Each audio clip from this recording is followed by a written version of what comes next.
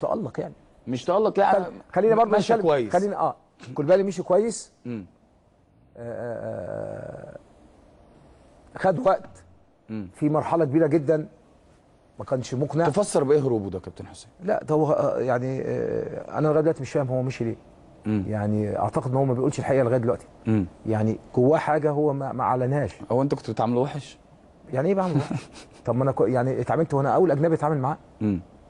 مباراه هو حته ان احنا بندفعه ان هو يسجد، هو الكلام ده منطقي؟ طب انا هوري حضرتك يعني صوره دلوقتي. هو ده كلام وري الكابتن حسام الصوره دي عشان برضه هو اكيد في او بيصلي لوحده. هو دي جوه اوض، احنا بنيجي نقول له صلي وده لوحده. طب يعني شيء مش منطقي يعني. الكلام كله مش ماشي مع بعضه. يعني ايه بزعق له؟ يعني انت ينفع ان انا اجيب لعيب ازعق له ولا بجيب لعيب اقول له لا؟ شخصيته يا كابتن حسام، اسلوب اللعب شخصيته غريبه. كنت كنت تتوقع ان هو يعمل كده؟ الجهاز الفني يقول لك. الجهاز الفني يقول لك من اول يومين ثلاثه انا قلت قدامنا يعني حاله عاوزه تركيز. يعني مش واضحه. حاله عاوزه تركيز مش واضحه. ده اللي قلته للجهاز الاول، وهم كلهم الجهاز الفني والجهاز الاداري هم دلوقتي بيقولوا لي انت من اول ما شفتك يا كابتن قلت الحاله دي عاوزه تركيز. يعني انا مش عارف كوليبالي مشي ليه. كل الظروف مهيئه انك تنجح، ساعدناك بشكل كبير جدا.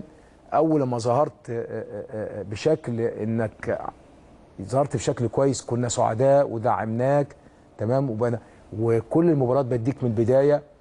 في مباراه خدت من البدايه وما اديتش بشكل، لا ما غيرتش رايي، اديتك المباراه اللي بعديها. في مباراتين ثلاثه كان ادائك ما كانش كويس خالص.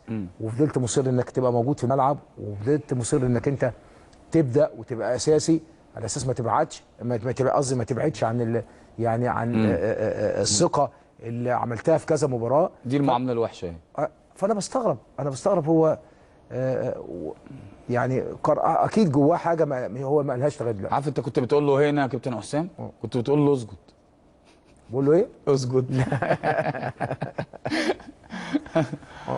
طيب خلاص، خلينا نقفل قصه كولوبالي. مجلس اداره النادي الاهلي هيجيب حق النادي الاهلي، وما اعتقدش زي ما انا قلت من شويه اللي لعيب بيعمل المواقف دي اساسا ولا الجماهير ولا مجلس الاداره ولا اي حد بيقبل. حتى الاعلام كله دلوقتي ما حدش مقتنع بكل الاسباب اللي اتقالت، ما حدش مقتنع. ما شفتش واحد مقتنع. حتى الناس اللي خارج النادي، انت مشيت ليه؟ كل الظروف كانت مهيئه انك تجيد، انك في وسط فرقه كبيره. صح. اللعيبه دي كلها تاريخها يعني، وتعاملت مع اجانب كتير ومعاملتهم. واحنا عندنا لعيبه مميزه يعني في طريقه التعامل مع بعض. وعلي معلول يقولوا، وهو طبعا حاول برضو حته علي واجاي كلهم يعني. فعاوزين نقفل الملف ده. تمام يا كابتن حسام. هتكلم عن مجموعه من اللاعبين، الاسئله كلها على صفحتي. انا هقول لحضرتك دلوقتي للجماهير بعتاه بشكل رهيب واسئله متكرره. هتكلم على عماد متعب، واحد من كباتن النادي الاهلي، لاعب كبير جوه النادي الاهلي، ليه رصيد مع جماهير النادي الاهلي.